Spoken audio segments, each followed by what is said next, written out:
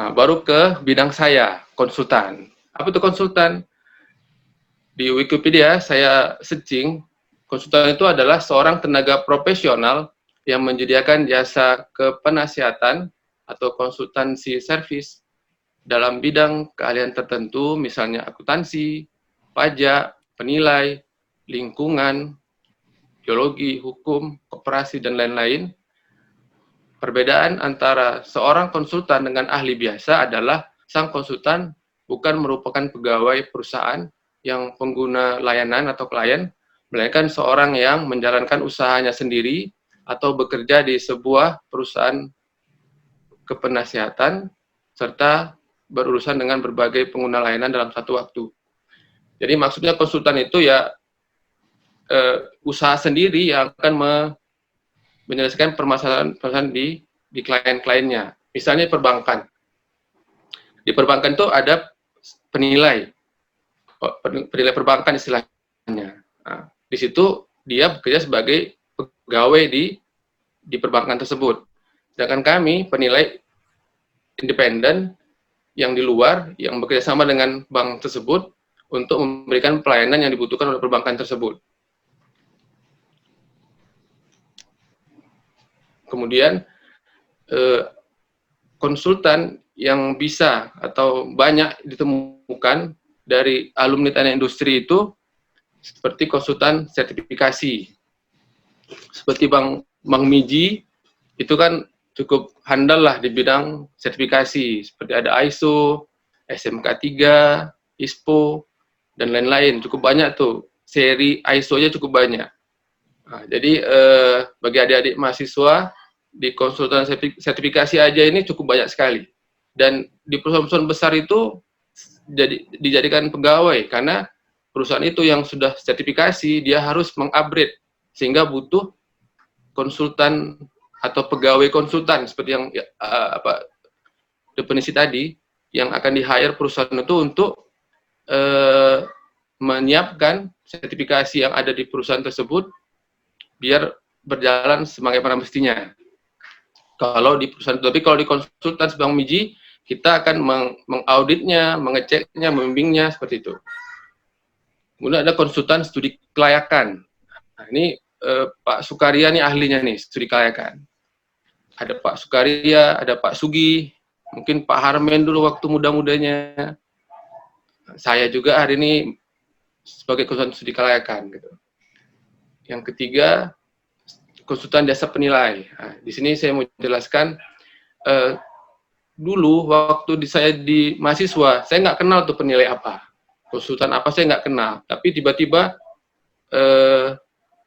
sebelum tamat gitu, saya selesai kerja praktik, ada yang menawarkan saya kerja di jasa penilai.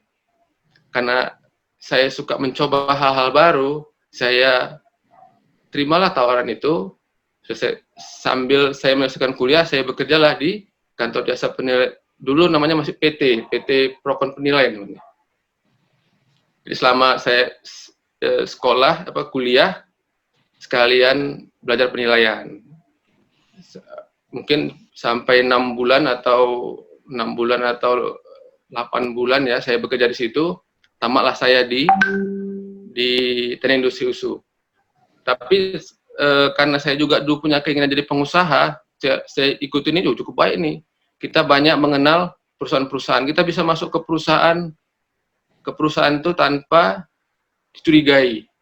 Nah, kita bisa survei, kita bisa cek satu persatu, dan kita difasilitasi untuk mengecek aset-aset dia gitu. Nah, hal-hal itulah yang membuat saya tertarik, karena dengan kita bisa seperti ini, kita bisa belajar. Suatu saat kita akan bisa membangun usaha seperti itu. Jadi, tapi walaupun seperti yang dibilang Bob tadi, keinginan usaha itu kalau terlalu cepat-cepat juga belum matang. Jadi, ada tawaran kemarin di Survei Indonesia. Jadi karena PT Survei Indonesia membutuhkan tenaga penilai. Dulu ada senior saya di situ, ada Pak Sirajuddin. Kalau dia hadir di Zoom ini, selamat malam Bang. Dia ketua 1 ya, Hati USU. Dulu dialah yang kami sama-sama training waktu saya di Procon jadi surveyor, tapi ketika surveyor butuh penilai, dialah yang mengajak saya bergabung di Survey Indonesia. Nah, disitulah saya banyak dapat pengalaman. Itu perusahaan BUMN, jasanya tidak hanya di perbankan aja, dia ada di pemerintahan, di BUMN, di perbankan juga ada. Di situ cukup banyak melatih saya untuk bisa lebih berkembang lagi. Sehingga tahun 2010 saya dapat izin dari Menteri Keuangan terkait penilai publik. Mulailah saya pelan-pelan membangun perusahaan sendiri di bidang jasa penilai. Karena saya sudah punya izin, pelan-pelan saya tawar-tawarkan ke perbankan, belajar pengalaman sebelumnya, belajar ilmu-ilmu industri yang dulu-dulu sudah ditinggalkan, kita ulang-ulang lagi, sehingga pengalaman tadi bisa membuat saya semakin baik lagi. Sampai hari ini udah 10 tahun saya berusaha sendiri, yang sebelumnya saya bekerja, tapi sejak 2010 pelan-pelan merintis, saya resign dari Survey Indonesia, yang mudah-mudahan malam ini ulang tahun ke-10 saya lah nih. Alhamdulillah udah banyak klien di Bank Mandiri, di Bank BNI, dan kemudian jasa penilai cukup banyak lagi, tidak hanya untuk perbankan, ada di pemerintahan, seperti dengan adanya Undang Nomor 2 tahun 2012, ketika ada pemerintah membeli tanah untuk kepentingan umum, penilai menentukan berapa ganti ruginya. Seperti tahun lalu kami ada menilai untuk sport center di Sumatera Utara. Jadi mudah-mudahan kan 2024 PON di Medan, stadion itu akan dipakai lah. Walaupun sampai hari ini belum groundbreaking, harusnya bulan Maret April groundbreaking, karena COVID dia geser gitu. Itu stadionnya cukup baik, seperti yang di Eropa. Mudah-mudahan terwujud lah itu. Kemudian ada konsultan pengawasan, ada konsultan marketing, konsultan bisnis, konsultan SDM.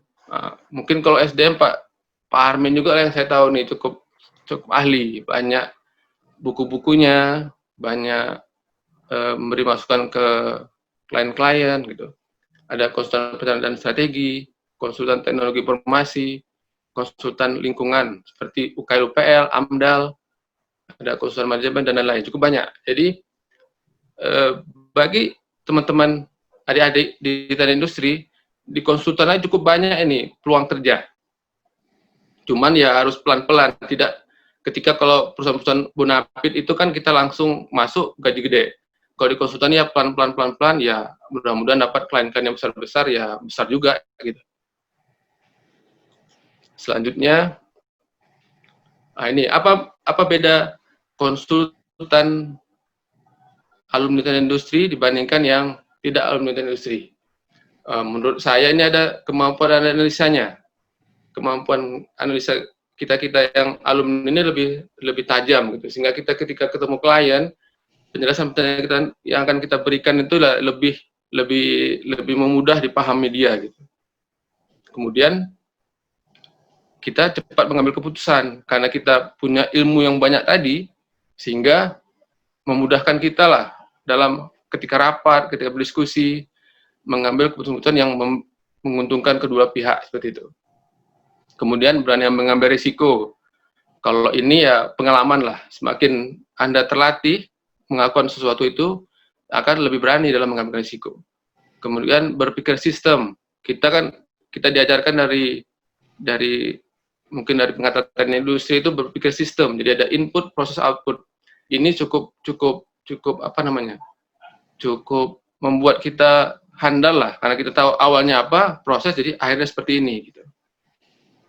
Kemudian dapat mengorganisir tim dengan baik. Selanjutnya, ini saran nih bagi mahasiswa dan jurusan industri.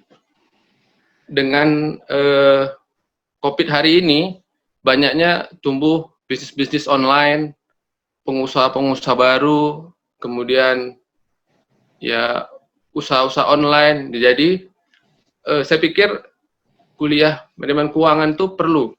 Walaupun bukan hanya usaha seperti bekerja di bank, bekerja di perusahaan, ketika level manajer ke atas, dia harus paham keuangan. Manajemen keuangan itu bukan menyusun laporan keuangan, tapi bisa membaca laporan keuangan itu mau diapakan nih.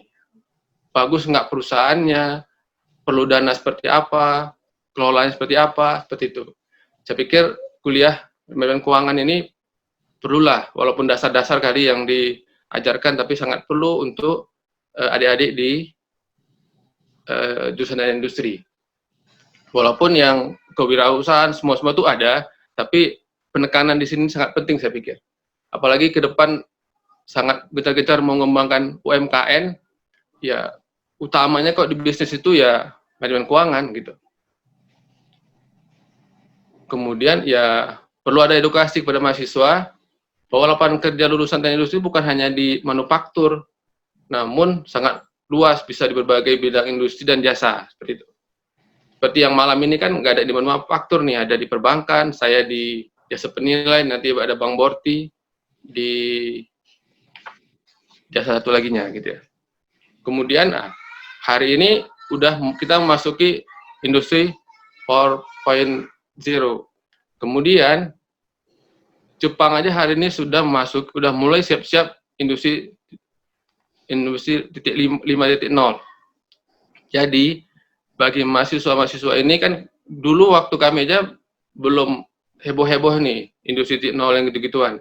Cuman hari ini industri 1.0, 2.0, 3.0, sekarang udah 4. Kelihatannya dengan percepatan-percepatan COVID ini mungkin bisa cepat-cepat nih masuk industri 5. Jadi perlu ada persiapan untuk benar-benar duduk di industri 4.0 dan siap-siaplah untuk menyongsong industri 5.0. Mungkin itu pengantar dari saya. Mohon maaf kalau kurang pas karena masih masih belajar. Makasih banyak. Selamat malam. Assalamualaikum warahmatullahi wabarakatuh.